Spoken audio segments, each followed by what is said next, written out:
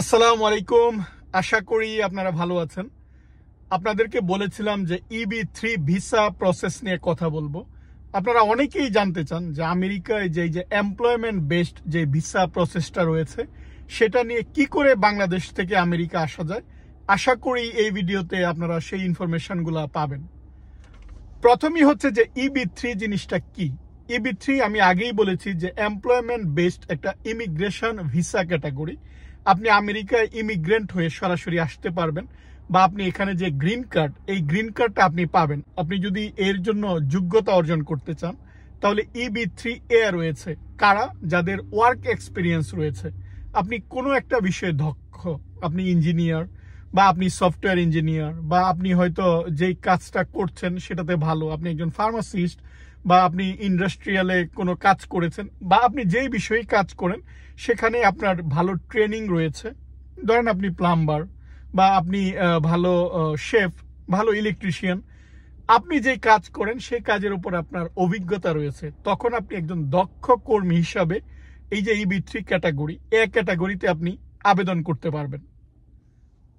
তারপর হচ্ছে EB3B category, সেটা হচ্ছে প্রফেশনালস, অর্থাৎ সে ডাক্তার, সে ইঞ্জিনিয়ার, তার প্রফেশনাল ডিগ্রি রয়েছে। আমাদের দেশে যেমন আমি ফার্মাসিস্ট, এটা একটা professional degree, Bangladesh pharmacy council থেকে আমাদের রেজিস্ট্রেশন নিতে হয়।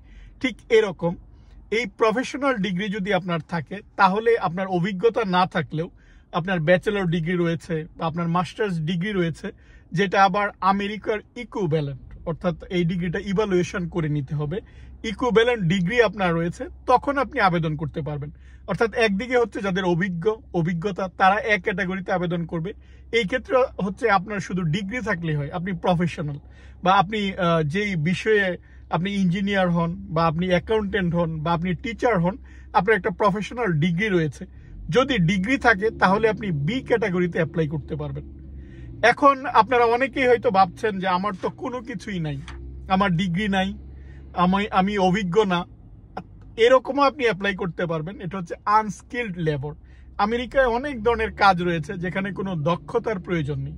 যেমন আপনি ঝাড়ু দিবেন, এর আবার দক্ষতা কি? বা আপনি ক্লিনিং এর কাজ করবেন, বা আপনি কাউকে হয়তো হেল্প করবেন। সো এরকম কাজেও ওরা লোক নিয়ে আসে, সেটা হচ্ছে সি ক্যাটাগরি, অর্থাৎ আপনি আনস্কিলড লেবার হিসেবেও EB3 ক্যাটাগরিতে আপনি আবেদন করতে পারবেন।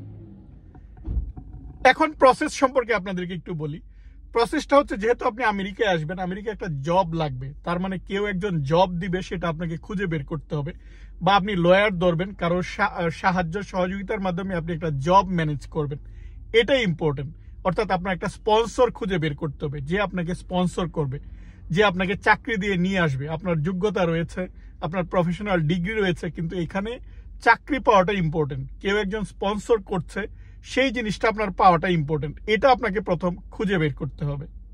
এই কোম্পানি তখন করবে কি, যে US ডিপার্টমেন্ট অফ লেবার থেকে আপনার নামে অ্যাপ্লিকেশন করে একটা সার্টিফিকেট নেবে, লেবার সার্টিফিকেট।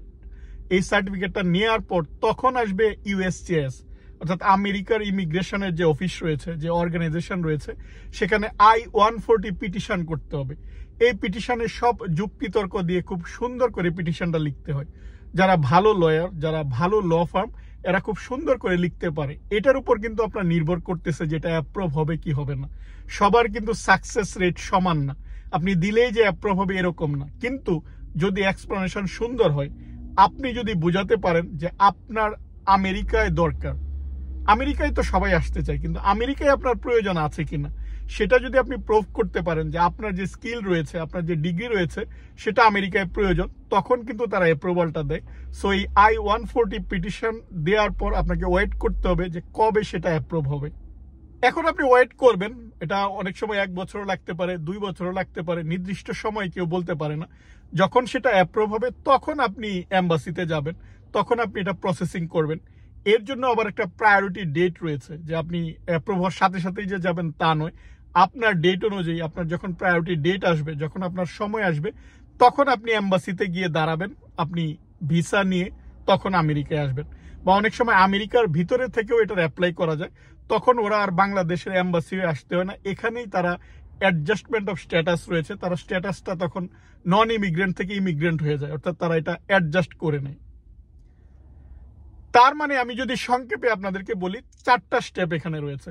প্রথম হচ্ছে আপনি একটা স্পন্সর খুঁজে বের করবেন, ওরা আপনার জন্য একটা লেবার সার্টিফিকেট নিবে। লেবার সার্টিফিকেট নেওয়ার পর ইউএসসিআইএস বরাবর I-140 আপনি পিটিশন ফাইল করবেন। ফাইল করার পর আপনি ওয়েট করবেন, যখন আপনার এটা অ্যাপ্রুভ হবে তখন আপনি আমেরিকার ভিতরে থাকলে আপনি অ্যাডজাস্টমেন্ট অফ স্ট্যাটাসটা অ্যাডজাস্ট করতে পারেন। আর কনসুলার প্রসেসিং, আপনি যদি আমেরিকার বাইরে থাকেন তখন ভিসা নিয়ে আপনি আমেরিকায় আসবেন। এই 4টা স্টেপ, কিন্তু আপনি কত সুন্দর করে ফাইল করছেন, কাদের মাধ্যমে ফাইল করছেন, কিভাবে আপনি উপস্থাপন করছেন, সেটা গুরুত্বপূর্ণ। আপনারা যারা বাংলাদেশ থেকে ডিগ্রি করেছেন, বাংলাদেশ থেকে যাদের মাস্টার্স ডিগ্রি রয়েছে, যাদের পাবলিকেশন রয়েছে, যাদের গবেষণাপত্র রয়েছে, আপনারা কিন্তু অ্যাপ্লাই করতে পারেন। আবার আপনারা যারা অভিজ্ঞ, যারা অনেকদিন যাবৎ কাজ করছেন, যাদের চাকরির অভিজ্ঞতা রয়েছে, আপনারাও কিন্তু অ্যাপ্লাই করতে পারেন। অর্থাৎ যদিও সাকসেস রেট কম, কিন্তু আপনি যদি সুন্দর করে এটা ফাইল করেন তাহলে অবশ্যই আপনার এটা অ্যাপ্রুভ হতে পারে। কখন এটা অ্যাপ্রুভ হবে, আপনি যদি অ্যাপ্লাই না করেন তাহলে তো আপনি বুঝতে পারবেন না। আগে অ্যাপ্লাই করে দেখতে হবে সেই অ্যাপ্রুভালটা হচ্ছে কিনা। সো আপনি যদি এখন অ্যাপ্রুভালটা পান তাহলে আপনি চলে আসবেন। এর অনেক সুবিধা রয়েছে, আপনি গ্রিন কার্ড পেয়ে যাবেন, আপনি নাগরিক বা ইমিগ্রেন্ট হয়ে আসতেছেন। আমরা অনেকে নন ইমিগ্রেন্ট হয়ে আসি, আপনি ইমিগ্রেন্ট হয়ে আসছেন, আপনার পরিবার আসতে পারবে, আপনি এখানকার নাগরিক হতে পারবেন, সব বেনিফিট পাবেন। বেনিফিটের কমতি নেই, আপনি 5 বছর পর আমেরিকান হয়ে যাবেন। কিন্তু এর অন্যদিকে হচ্ছে লং ওয়েট টাইম। আপনি ফাইল করার পর কবে আপনার এটা অ্যাপ্রুভ হবে তার গ্যারান্টি কেউ দিতে পারবে না, যে কত বছর লাগবে। তারপর আপনার এটা আদৌ হবে কিনা সেটার গ্যারান্টিও কেউ দিতে পারবে না। যে সে সুন্দর করে ফাইল দিলে সে হয়তো হতে পারে, কিন্তু কেউ বলতে পারবে না আপনার এটা হবেই। সো অনেকটা লাকের উপর। আরেকটা হচ্ছে এই যে একটা চাকরি ম্যানেজ করা বা স্পন্সর ম্যানেজ করা, সেটাও কিন্তু কঠিন, সবাই ম্যানেজ করতে পারে না। এর জন্য অনেক সময় আপনার টাকা ব্যয় করতে হয়। কিন্তু আপনার যদি টাকা থাকে, আপনার যদি ডিগ্রি থাকে, ট্রাই করতে সমস্যা নেই। সো আশা করি আপনারা যারা EB-3 নিয়ে আমার কাছে জানতে চান, আশা করি আপনারা বেসিক যে নলেজ সেই নলেজটা পেয়েছেন। এরপরও যদি আপনাদের কোনো ইনফরমেশন জানার প্রয়োজন হয়, আপনারা আমার সাথে ইমেইলে যোগাযোগ করবেন, বা আপনাদের লয়ারের ক্ষেত্রে কোনো হেল্পের প্রয়োজন হয় তাহলে আপনারা ইমেইল করবেন, আমি হেল্প করার চেষ্টা করব। আজ এ পর্যন্তই, আপনারা ভালো থাকবেন। আল্লাহ হাফিজ।